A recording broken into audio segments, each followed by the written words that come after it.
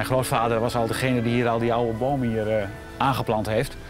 En nou ja, ik ben met mijn moeder vaak aan het tuinieren geraakt. En op een 12-jarige leeftijd is dat zo langzamerhand uitgebreid tot wat we nu zien. We deden in het begin een beetje aan landjepik. Mijn vader was er in het begin helemaal niet zo voor, want die had nog een boerenbedrijf. En met melkvee en dergelijke. Maar die is daar toen eind 70 jaar mee gestopt. En toen is de meeste gronden zijn naar Staatsbosbeheer gegaan. En 2 hectare weidegrond is tot een tuin getransformeerd.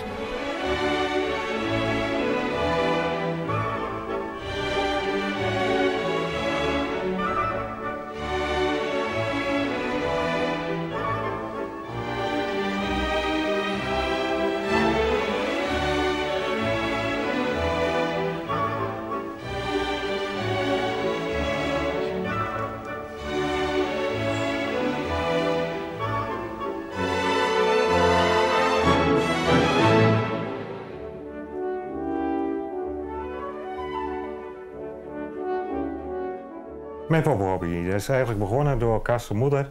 Brechtje Meijer, die had vroeger een aantal poppen hier in de kamer staan. Ik vond ze zo mooi. Nou ja, ze zegt van als ik dit niet meer ben, dan verzorg ze maar goed. Nou ja, en ook gewoon puur die liefde wat erin zit van haar. Ben ik er gewoon mee in doorgegaan met verzamelen, met verschillende poppen.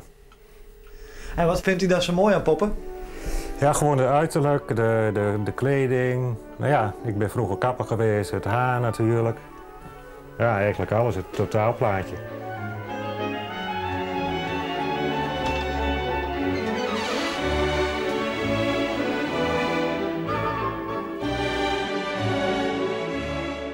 Nou, een herbarium is een collectie gedroogde planten. En het is een hele goede tijdsdocumentatie. Het geeft heel goed weer en aan wat in een bepaald gebied in welke periode gegroeid heeft. Hier liggen dan bramen. Het is gewoon om te kijken wat voor nieuwe soorten hier in Nederland op kunnen duiken. En dat gebeurt nog steeds. Ook in Friesland. Er zijn 2 nieuwe soorten. En die heb je ontdekt? Ja.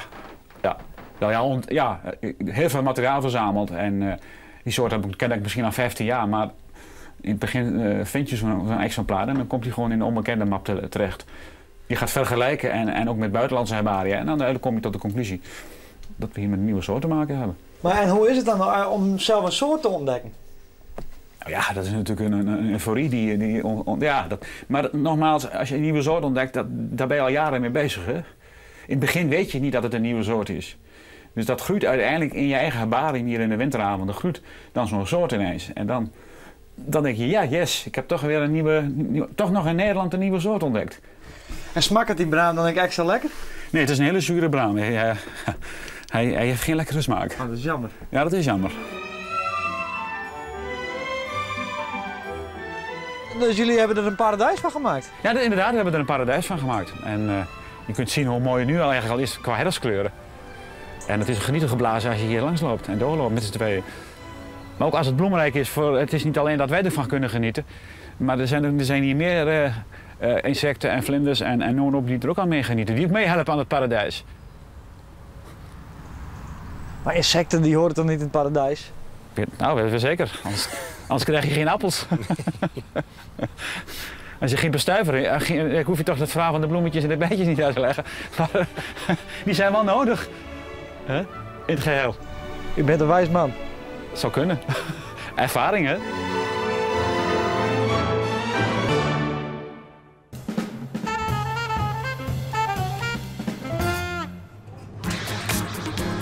Oh yeah. What's up, world? It's the Master G, y'all. Sugar Hill Gang, Wonder Mike, and Diggity. I'm out here with my man Bob Sinclair. Let's do it. 1, 2, 3, hit it. Ja, je hebt hem er al in, oké. Nee, is goed, omdat sommigen doen ze hem ook wel voorin en achterin.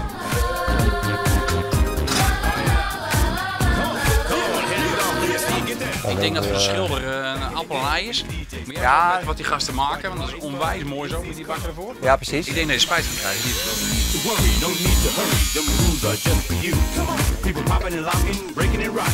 Die door. Jochen doen dingen? Jochen doen dingen. Of niet horen zingen? Wist het wel zeker? Daar ga ik niet horen zingen. Ik vrees voor zeker Jan al wel even. Jan Overheen, wat voor kleur erop. Ja, absoluut niet. Ik snap hem. Ja, ik snap hem. En boet non.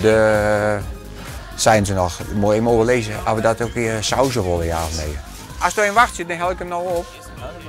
En dan... Hey, auto's, je nog ambitie? Jawel, ja, zeker wel.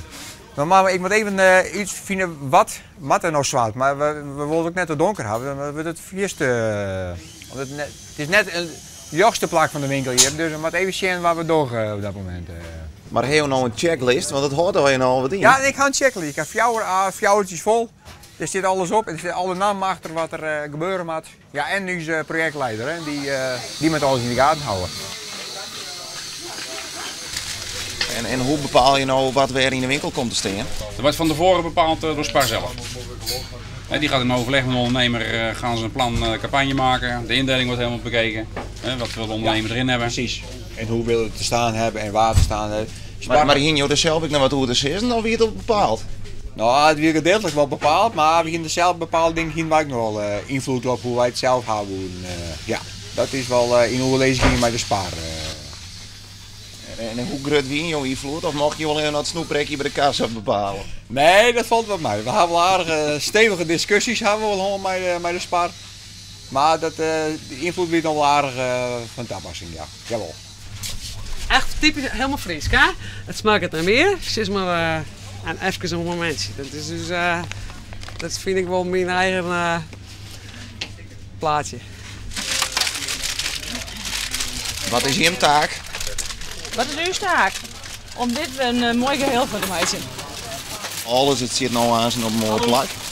Hoe lang wordt het voordat je een paardje wist te vinden? Een flauw idee, dat zal een heel schoon worden. Het zal wel lang ziekje wezen alle keer naar die film maken. Maar dat maakt niks. Die vindt u spaatje hoor. Ja, dan komen de klanten bij jou en die vragen, ja, waar zit de koffie nou en dan? Ja, dan ging ik mij gaan op een paard en dan zie ik weer de jaren. Denk ik. Ik doe dat net. Het is voor mij ik nee. Het wordt je raast niet in grote speurtaal. Ja, misschien wel. Ja, maar weer een doolhof.